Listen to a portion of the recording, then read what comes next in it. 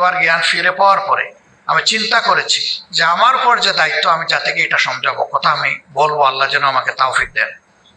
দ্বিতীয়বার চেষ্টা করলাম, আবার পড়ে গেলাম, চোখ অন্ধকার হয়ে আসে, মাথা ঘুরতে থাকে। এরপরে যখন আমি বসলাম তখন আমার সহকর্মীরা বারবার আমাকে অনুরোধ করেছে, আপনি আর কথা বলবেন না। আমি বলেছিলাম, আল্লাহ যতক্ষণ আমাকে জীবিত রাখবেন কথা আমাকে বলতেই হবে ইনশাআল্লাহ। লড়াই আমরা চালিয়ে যাব মানুষের মুক্তির জন্য, যত সময় পর্যন্ত আল্লাহ আমাদেরকে হায়াত দিয়েছে। আমরা থামবো না ইনশাআল্লাহ। হ্যাঁ, জামাতে ইসলামী একাই দেশ বদলাতে পারবে না, গড়তে পারবে না। এখানে সারা দেশবাসীর সহযোগিতা আমাদের প্রয়োজন হবে।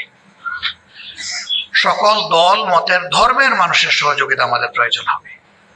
আমরা মানুষকে মানুষ হিসাবে দেখার পক্ষে, সম্মান দিয়ে দেখার পক্ষে, সকল মানুষের প্রতি ভালোবাসা অন্তরে ধারণ করার পক্ষে।